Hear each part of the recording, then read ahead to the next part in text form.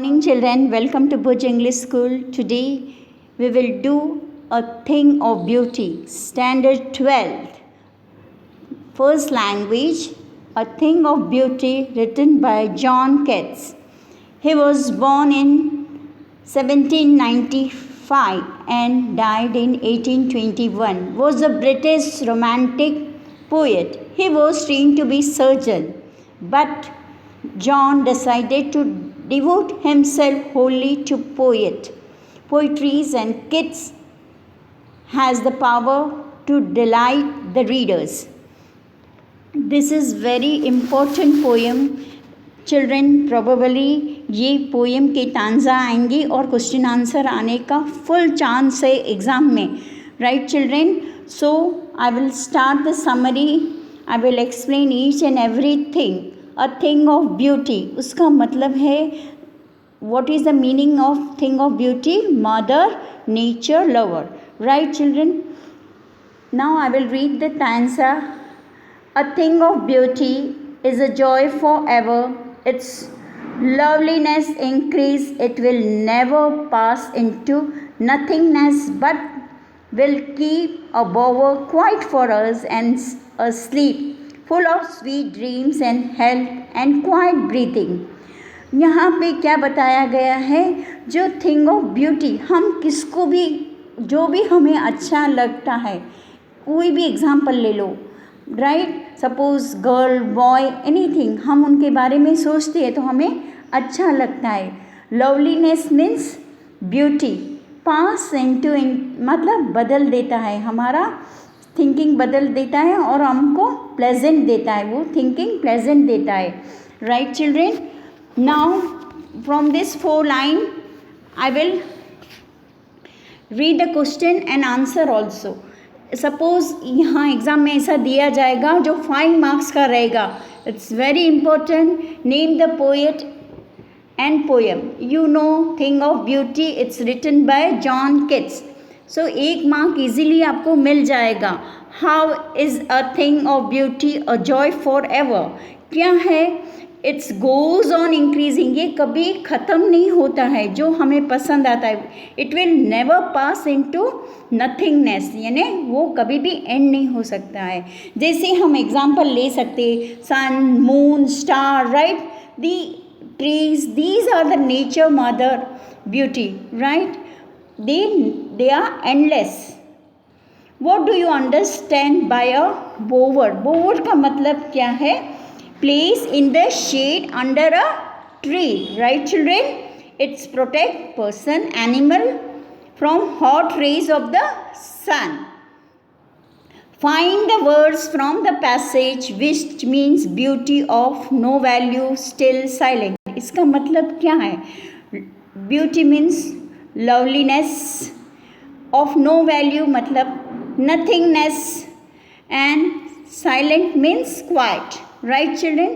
You can write easily. You can score 4.5 marks also in this. Then second stanza I am reading. Therefore on every morrow are we breathing a flowery band to bend us to earth, spite of despondence of inhuman dread, of noble natures, of our gloom's days, of all the unhealthy and error darkened way made for our searching, yes, in spite of all. यहाँ पे क्या बताया है कि हम thing of beauty, अगर बीमार रहे तो हम ये महसूस करेंगे तो हमको सुकून मिलेगा, राइट? यहाँ Morrow means next morning, next morning. यहाँ पे वृथिंग यानी गूंथना, राइट? हम देखो मंदिर जाते हैं तो फूल की माला हम भगवान को लेके चढ़ाते हैं, right? This gives us pleasant in our mind. Despondence का मतलब है निराश होना. सपोज हम निराश हो जाएंगे. और ऑफ इन ह्यूमन ड्रेथ यानी कमियाँ, कुछ भी हमें कमियाँ होगी तो हम नेचर को याद करेंगे तो we feel happiness. On the noble natures of sad days भी रहते हैं कभी तो, और in darken even evil day, जो हमारे खराब दिन में भी हमें अच्छे से, ये नेचर है जो मदर नेचर हमें खुशी ही देता है. Right children, what are we, suppose ऐसे क्वेश्चन आ सकते, what are we doing every day? We are wearing a flowery wreath to bind us to the beauty of the earth. Right children? And which evil thing do we possess and suffer from? क्या evil qualities of malice and disappointment, right? We suffer from the lack of noble qualities and unhealthy and evil ways. Explain in spite of का मतलब क्या है? All the evils mentioned above. Right children, यहाँ पे find the word in the passage win malice, disappointment, sad. इसका मतलब क्या है? malice means spite, right? disappointment means despondence. sad means gloomy. Right children?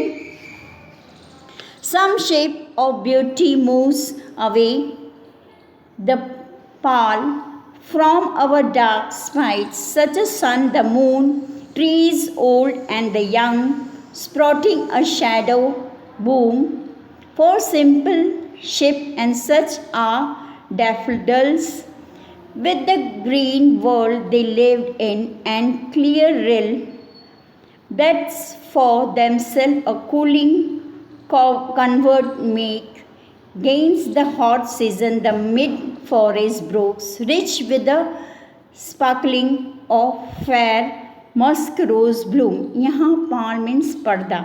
Right children, ये जो डॉफडिल्स है वो एक येलो कलर के फ्लावर्स है. राइट, जब भी हम सन और मून की ट्रीज जो भी है वो हमें कभी भी इवन ह्यूमन बींग्स एंड हमको भी शैडो देती है, और जो ये फूल को हम देखेंगे वी फील हैप्पी.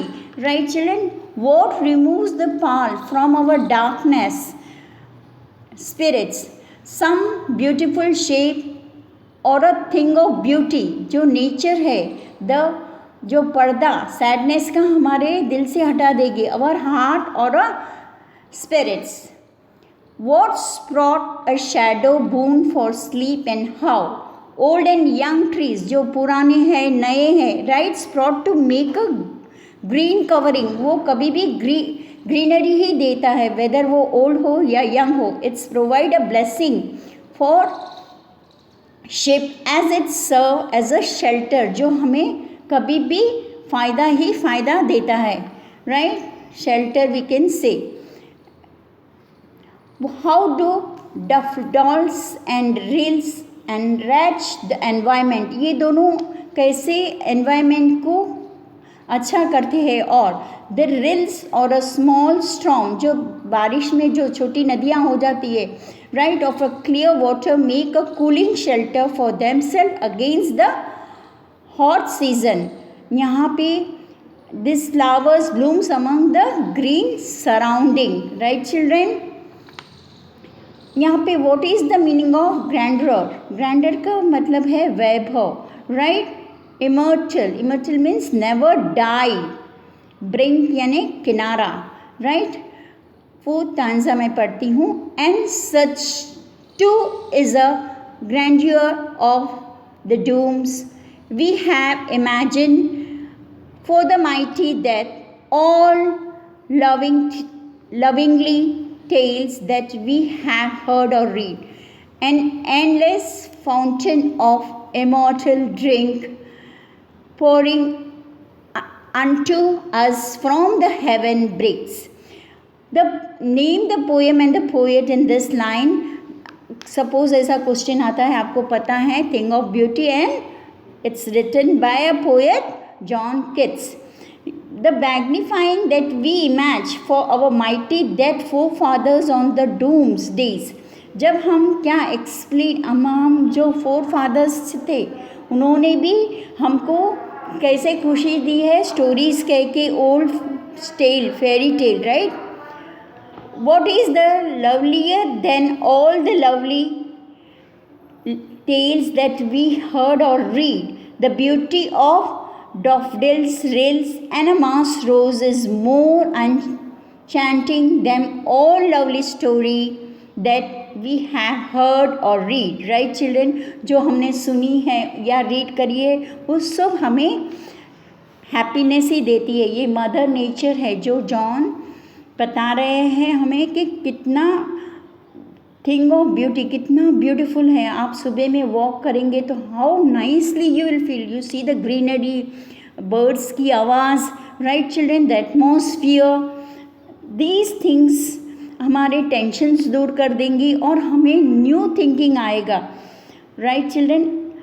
अभी सपोज ऐसे क्वेश्चन भी आ सकती है, list the things of beauty. तो आपको क्या लिखना है? बराबर. Some of them are sun, moon, old and young trees, right? Daffodils, flowers, small storm with a clear water. ये आप लिख सकते हो बेटा. फिर सफरिंग और पेन क्या है इसमें, ये स्टोरी में? सफरिंग और pain is malaise and disappointment are the biggest sore. हमारे लाइफ में कितनी निराशा होती है और कितना वो होता है. Another one is lack of noble qualities. Our unhealthy and evil ways also give birth to so many troubles and suffering. Right children? ये आपको ज़रूर लिखना है. I hope आप you have understand this poem. Thank you children. Shall I read in Hindi once or no need? एक मैं short में बता देती हूँ. एक सुंदर वस्तु सदा के लिए आनंद का मार्ग है. इसी सुंदरता बढ़ती जाती है, वह कभी फीकी नहीं पड़ती. यह कभी इसमें कुछ परिवर्तन नहीं होता. यह हमें शांति ही देती है. हमारे लिए एक शांति यही हमें तथा मधुर सपनों से भरी नींद प्रदान करती है. हम पृथ्वी की सुंदरता से जुड़े हुए हैं. Right children? हमें निराश से पीड़े रहते हैं. हमारे भीतर अच्छी मानवीय गुण नेक स्वभाव की कमी है. हमारे कुछ उदास भरे दिन भी आते हैं. यह सभी चीज़ों जीव को उदास बना देती है. हमें अस्वस्थ तो बुरा तरीके से भी विकसित कर लेते हैं. हमारे कष्ट दुख को मिटा देते हैं मदर नेचर.